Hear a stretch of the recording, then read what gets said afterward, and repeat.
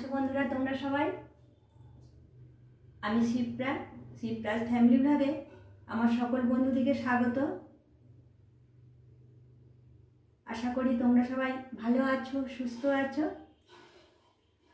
আর এখন আমি এবার রান্না বান্না বসাবো, বেলা অনেকটাই হয়ে গেছে, তাই আগে ভাতটা বসিয়ে দিই। এই যে চাল নিয়েছি, চালটা এবার ধুয়ে নেব, নিয়ে ভাতটা বসিয়ে দেব। ভাতটা বসিয়ে দিয়ে তারপরে আবার যে সমস্ত রান্নাগুলো আছে ওগুলো করব, কোটা বাটা সব কিছুই আছে সেগুলো করব। চাল নিয়েছি, এবার চালটা আমি একটু ধুয়ে নিই।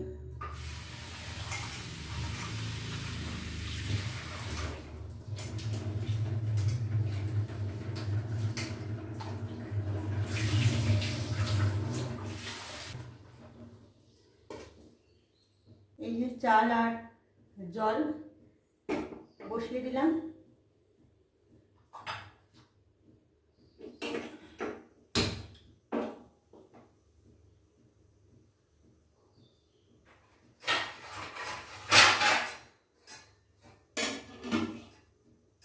ভাতটা হোক। আর এই যে শাক নিয়ে এসেছে বাজার থেকে, এবার শাকটা কুটে নিই। শাকের একটা ভাজা করব, শাক ভাজা।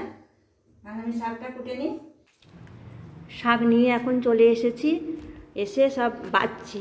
আর শাকের ডাঁটাগুলো না বেশ শক্ত আছে জানো তো বন্ধুরা, তাই ডাঁটাগুলো রেখে দিচ্ছি, কাল কিছু করে নেব।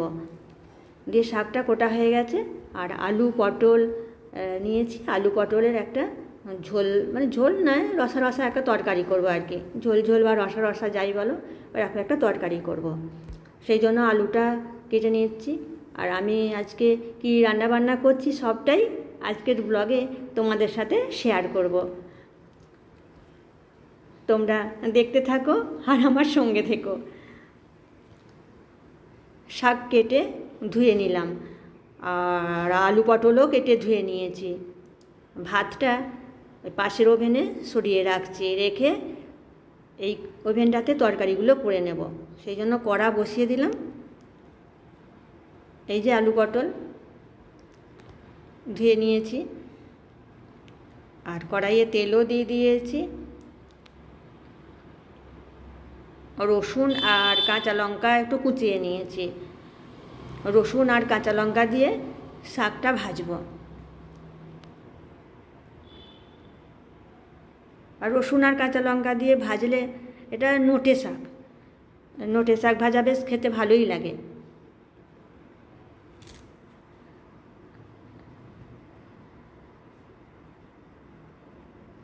হয়ে গেছে, লাল লাল হয়ে গেছে।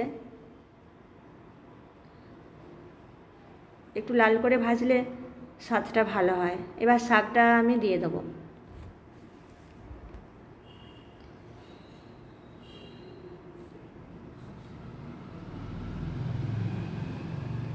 দিয়ে একটু নাড়িয়ে নিচ্ছি।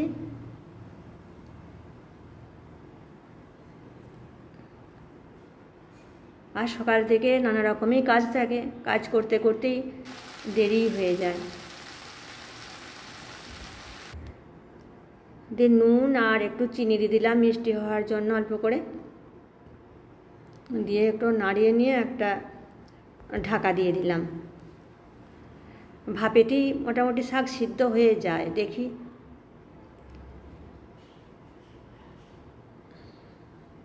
দেখি শাকটা সিদ্ধ না গো, শাকটা একটু মানে শক্ত আছে, বললাম ডাঁটাগুলো শক্ত, সেই জন্য শাকটাও দেখছি সিদ্ধ হয়নি ঠিকঠাক, অল্প একটু বাকি আছে। তাই একটু জলই দিলাম, জল দিয়ে এবার একটা ঢাকা দিয়ে দিই। দিয়ে বান্নারটা একটু সিমিয়ে দিয়েছিলাম। তাই এবার দেখি, এবার মনে হচ্ছে সিদ্ধ হয়ে গেছে। আর সিদ্ধ ভালো না হলে খেতেও ভালো লাগে না, স্বাদ পাওয়া যায় না। আর একটু নেড়ে নিয়ে এবার তুলে নিচ্ছি।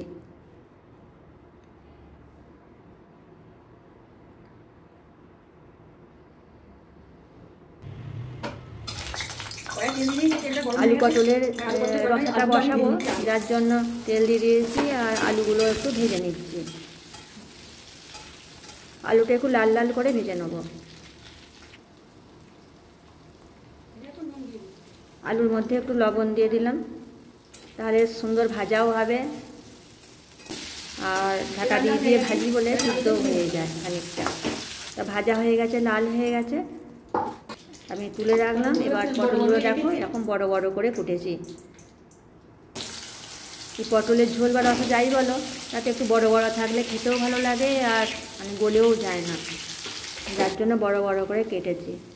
আর একটু হলুদ আর লবণ দিয়ে ভেজে নিচ্ছি।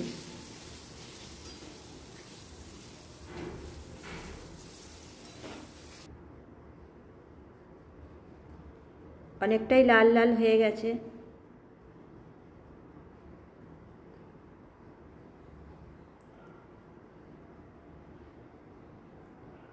এবারে আমি পটলগুলো তুলে নেব।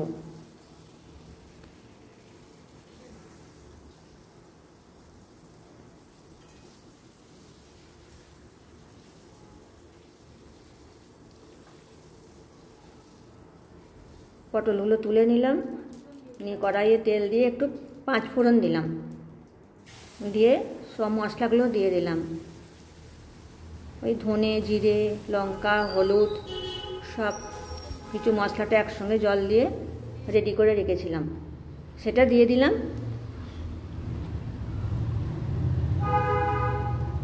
আর একটু আদা কুড়ে দিয়ে দিলাম, দিয়ে ভালো করে মশলাটা একটু ভেজে নেব। মশলাটা ভালো করে ভেজে নিলে কাঁচা গন্ধটাও চলে যায়। এবার দিয়ে দিচ্ছি আলুগুলো। একসাথে আলু পটল সবই দিয়ে দিলাম, কারণ আলুটাও প্রায় ভাজতে ভাজতে হাফ সেদ্ধ হয়ে গেছে, আর পটলও তাই, সেই জন্য একসঙ্গেই সব দিয়ে দিলাম। দিয়ে ভালো করে একটু কষিয়ে নেব। লবণ দিয়ে দিলাম,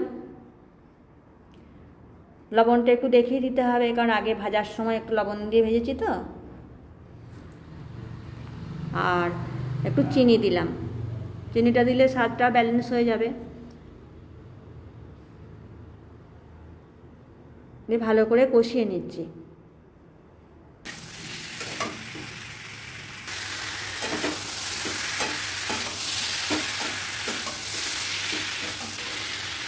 কষানো হয়ে গেছে, এবার জল দিয়ে দিলাম।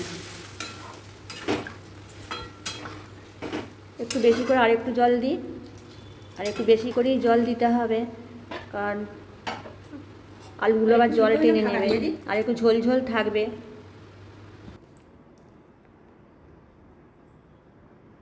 হয়ে গেছে, ঢাকা খুলে দিলাম। আলুটাও দেখছি সিদ্ধ হয়ে গেছে, সুন্দর সিদ্ধ হয়ে গেছে, আর পটলও সিদ্ধ হয়ে গেছে।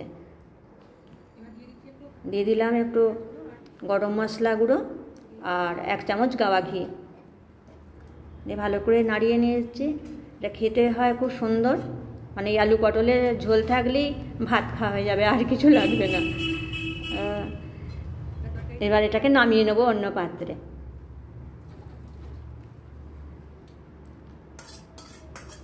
নামিয়ে নিলাম। দেখো কালারটা কিন্তু বেশ ভালোই লাগছে, আমার তো ভালোই লাগছে। বন্ধুরা তোমাদের কেমন লাগছে? এবার মাছ ভাজা করে নিচ্ছি, তেলও গরম হয়ে গেছে।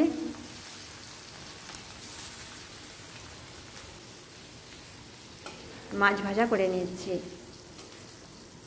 আজকে মাছটা ভাজাই রাখবো।